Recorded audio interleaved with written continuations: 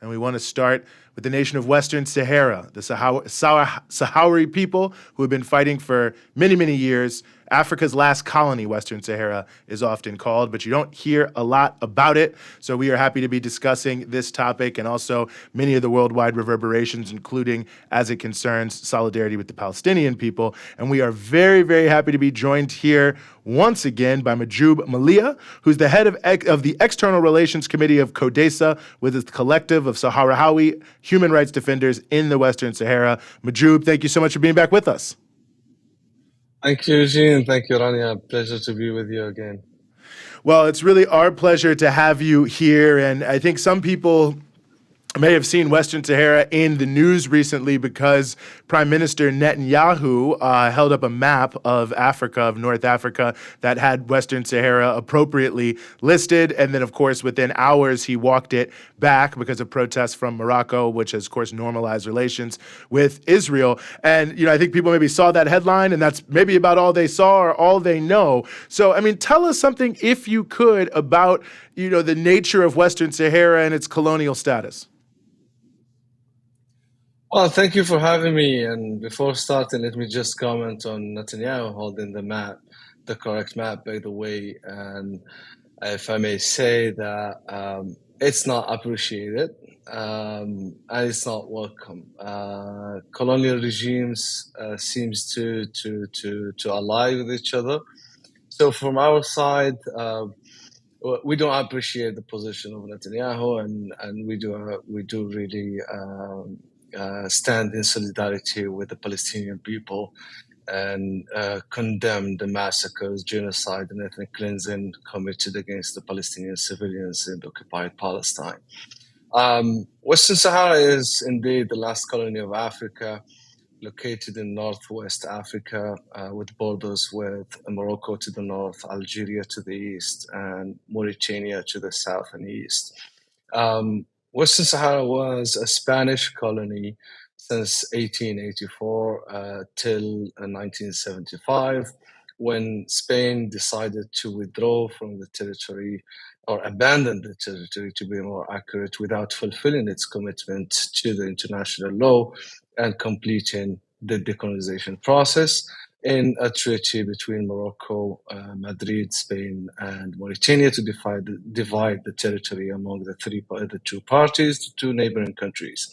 After that, Western Sahara, the Sahrawi people, through its national liberation movement, the Polisario Front, which is the legal and the sole representative of the Sahrawi people, raised the arms in legitimate resistance against the occupation from both Morocco and Mauritania. Mauritania in 1979 decided to withdraw its claim over Western Sahara, recognize the Sahrawi Republic, and Morocco, in the other side, continued to annex more territories of the occupied Western Sahara. Nowadays, Western Sahara is divided in two parts. One is occupied territories and to the west of the berm, which is the separation wall with millions of landmines. And east of the berm, there is the liberated territory controlled by the Polisario Front and the Sahrawi Republic. In 1991, the UN brokered the ceasefire deal between the Moroccan occupation forces and the Polisario, where the MINURSO, or the UN mission for the organization of a referendum in Western Sahara, was established and moved into the territory. Since 1991, we are still waiting for that referendum to take place. We are decades away, a referendum that is blocked by the Moroccan occupation forces. During all these years, the Sahrawi people have been suffering from the hostile military occupation of Morocco present in the territory, of course, committing crimes against humanity and war crimes throughout the years of occupation.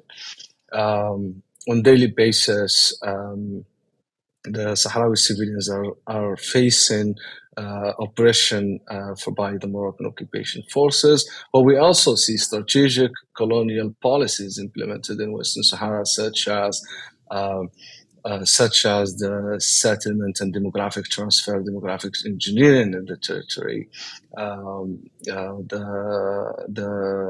human rights violations on daily basis, the forced allegiance imposed on Sahrawis that they have no access to their natural resources or to any economical activities without swearing allegiance to the Moroccan occupation.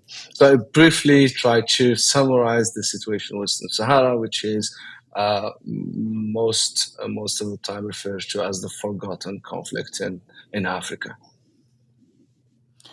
Can you talk a bit about how the normalization deal between Morocco and Israel that was brokered by the Trump administration impacted Western Sahara? I mean, a part of that deal had basically the U.S. and Israel both recognizing Moroccan sovereignty, as they call it, over Western Sahara.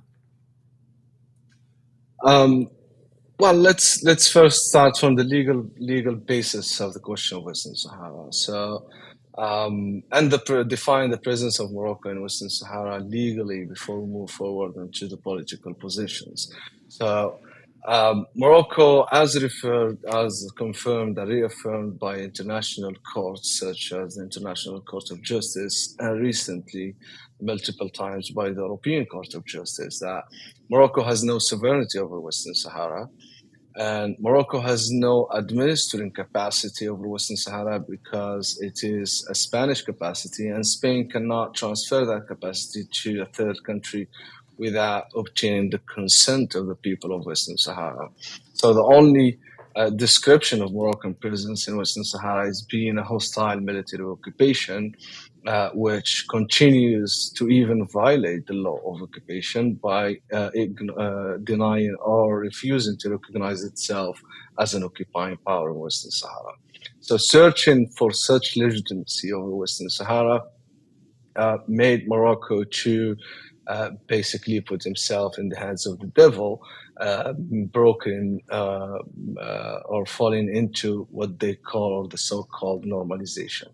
So the normalization at the end happened or was sold to the Moroccan people first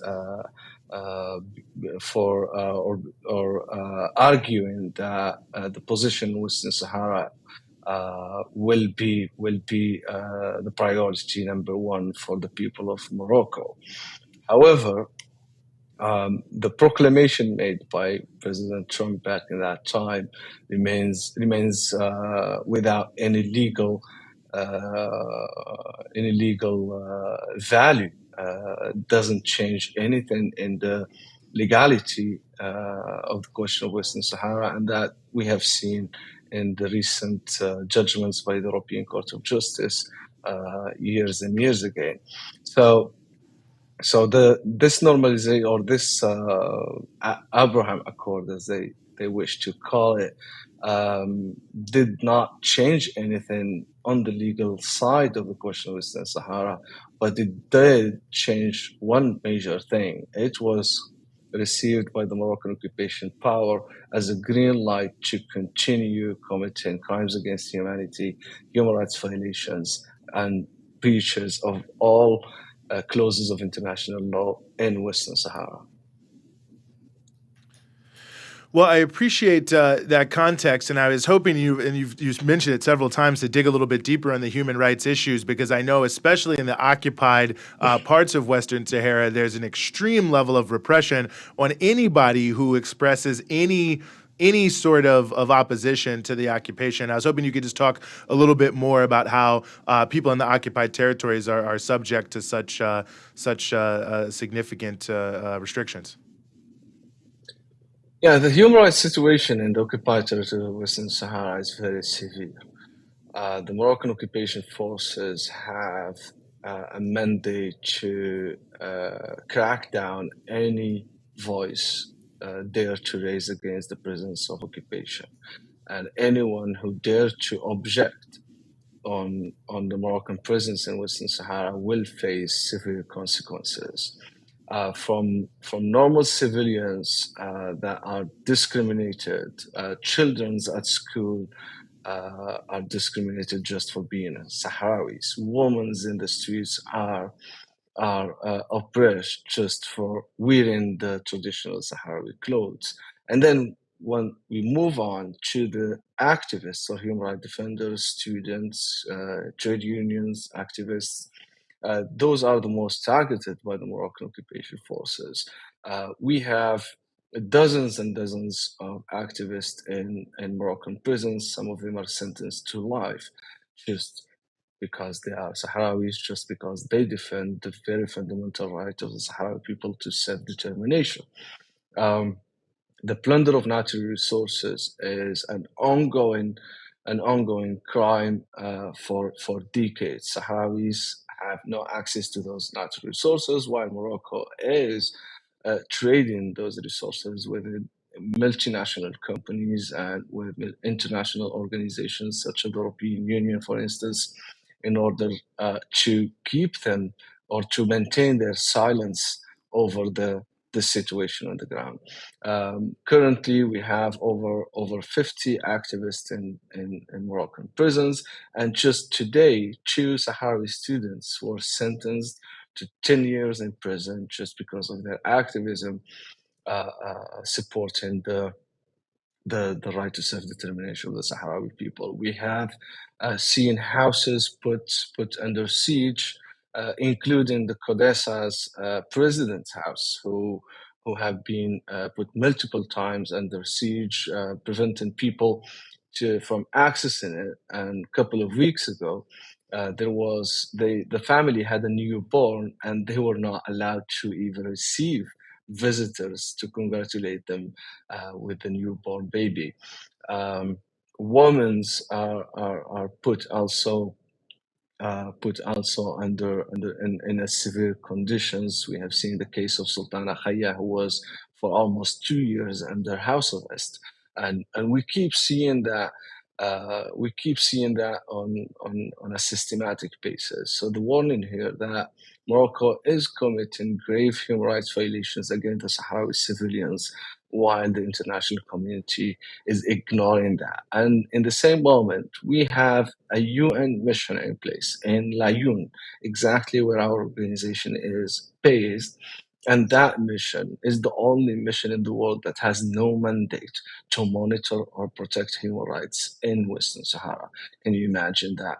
So all missions all UN missions around the world have that mandate except in Western Sahara.